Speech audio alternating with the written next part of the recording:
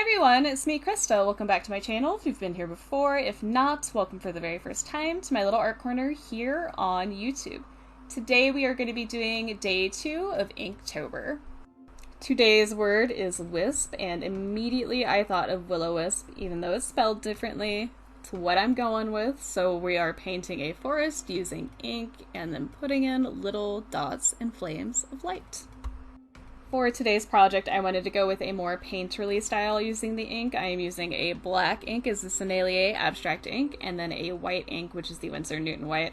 I did not realize before I started this project that my little thing of the Winsor Newton White is almost dried out. Got it last year for around Inktober, and apparently it has seen better days. I shook it up a little bit in its little canister and wet it down, and it worked okay. It was just a little chunky. At this point in the project, I already have my basic sketch down, and I'm getting in some basic shading and going over top of it, just doing a bunch of layering. I started with the base shades that we had going on, and then I start painting in some different trees. The ones further away are lighter, the ones that are supposed to be closer to you are darker. I wanted the background to feel misty or foggy. This project, like all of the projects for Inktober, is going to be on the small side. It is 4x6. Since I am going to be trying to do one every single day, I'm trying to keep them at a reasonable size. The paper I am using is Fluid 100 cold press finish, and it is just a watercolor paper. I also have the paper taped down to my desk, just using some masking tape. I want to make sure that I keep warping at a minimum. After I have a few layers down, I start going in with a Kuretake brush pen, just a black one, and getting in some of the more detail-oriented things, and I also pull in a Faber-Castell watercolor marker in Warm Gray. Warm Gray 3, actually. Like last year, I am applying the ink using a Caran water brush. I really love this water brush. I enjoy the fact that it has almost a little like syringe pull and push mechanism, so you can easily pull in the water from a cup or bowl of water, and you can usually push it out onto a palette if you need way more of it. To get varied dots in my background and foreground, I am using a variety of white media. That includes a Kuretake brush pen in white. I'm using this also for the whitest parts of my little Will-O-Wisps I have towards the front. I'm also using a Faber-Castell Pitt Artist Bullet Nib pen in 1.5, also in white, and a Sakura Jelly Roll 10.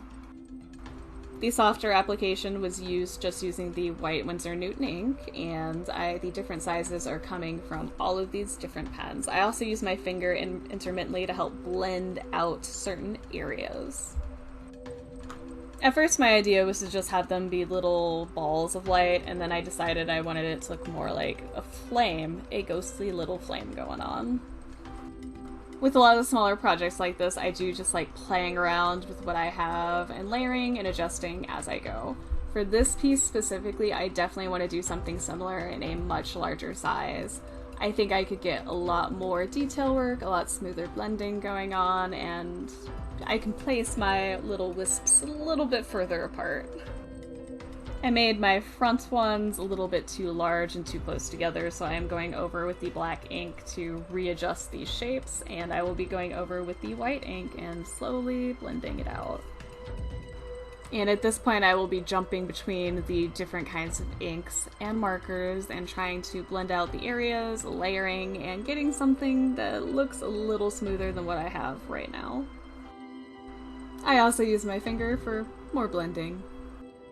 Oh, I didn't mention this earlier in the video, but I know I've mentioned it in other ones. That Kuretake brush pen I have in white, it clogs up just underneath the brush tip, and when I squeeze it to get more out, it kind of just comes right out underneath the brush tip, not through the actual brush tip.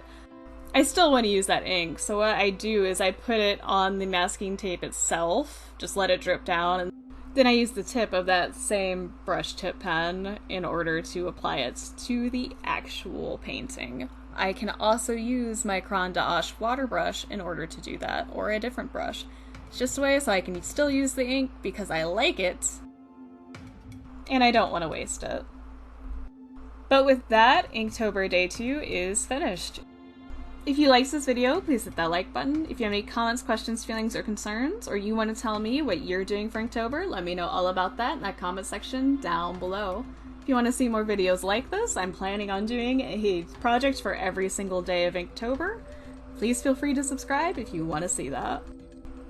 As always, thank you so much for taking the time out of your busy day or night to watch this video and listen to me ramble. I greatly appreciate it.